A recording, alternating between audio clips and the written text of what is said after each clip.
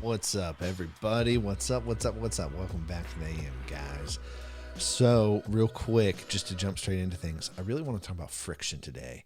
And I want to talk about how vital friction is personally. And I do not think that a frictionless life is a great life. And here's why. And I'm not saying you just need to seek out pain and punishment and all this stuff and run that way. As I go down this, that's not what I'm talking about at all. What I'm talking about is challenges. And what I'm talking about is being challenged. And when you're challenged, there's friction. And friction's very present when you're confronted with challenges. Friction's very present when you are outside your comfort zone. And I think friction is a very key piece to growth and change. And without that, there's not going to be really deep levels of growth and change personally, professionally, in business, in life, wherever. There's not going to be that change or that friction. See, a challenge is something that we're not quite capable of actually overcoming yet. Because if we were able to overcome a challenge or obstacle in our way, we'd already be past it. It'd already be dealt with. However, whatever's in front of us is predicated basically on where we are at currently, both personally and professionally, right? For instance, any challenge that a business hasn't overcome, the business hasn't matured to that level to overcome it yet. Neither has that person or individual. And so I think it's important to see that friction is one of those maturing processes. And it is one of the pieces that helps us mature. And it's one of the pieces that helps us carry responsibility, carry the weight of that responsibility, and then be able to move forward to accomplish what needs to be accomplished in life. Most of us, though, we have the tendency to avoid friction. This is where short-term thinking comes in.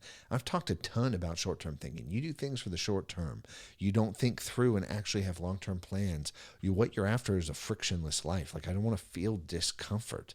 I don't want to feel uncomfortable doing what I'm doing right now. I want to be free from this, and I want to move forward without having to feel any sort of discomfort or pain.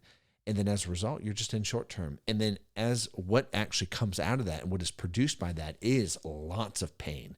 Because in life, you either have pain now or pain later. You have delayed pain, if you think of it that way. And here's the thing. Pain comes with interest. It's not stagnant. It grows. Pain grows. And friction grows. And the problems that you have in life grow. Nothing is stationary or stagnant in this light. Everything is moving and everything is growing, whether negatively or positively. And I think it's important to see, like, cool, you delay that, it's going to continue to grow. It's just like, hey, I've got to cut the grass. My grass is long. Well, if you leave it for a week, it's going to be longer. And then if you leave it for another week after that, it's going to be longer. And then before you know, it's going to be so long that it clogs your mower and you actually can't cut it. You got to weed eat the sucker first, unless you have an industrial mower. And so now it's twice as hard to deal with because it got left longer. And I'm saying that because I don't think you should avoid friction or obstacles. And I do think that you should focus on them. And I do think that you should actually work to resolve them and then grow past that. It's interesting how we as people, we will naturally procrastinate to what is easier. And so that means if you're trying to solve problems and you've got the number one constraint in your life of what you need to be doing, you start avoiding that. Like, we naturally avoid that. Normally, one of the key indicators in business of work that I need to be doing is, man, I don't want to do that right now, right? And that comes out and it's like, oh, this is most likely, more often than not, when I feel resistance to doing something or focusing on something, that's the thing that I actually need to be doing. Now, not always. I'm just using it as an indicator, because you got to have indicators in your life. The other thing is as a team, and when I'm leading teams, leading people all the time, it's interesting because I'm looking at, cool, what are we degrading to? The conversation started here. This is the problem, the focus. What have we degraded to, and what kind of problem are we actually trying to solve now? Is it the original problem we started off in the meeting?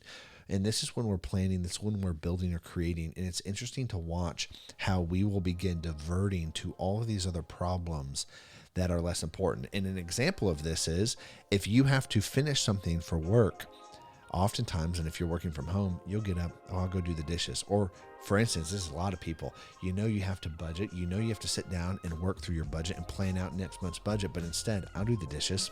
I'll go make the bed. I'll even go work out. And so you have all these things that are important, but you're avoiding the main problem. because we don't want to have friction in our life, and we avoid friction. So anyways, all that being said, friction is part of the maturing process. And if you don't have it, you're not going to grow the way you need to grow. We're built to have the friction, and we're built to be challenged. And it's our job to overcome the challenges and grow. Anyways, guys, I'll catch you later. Peace.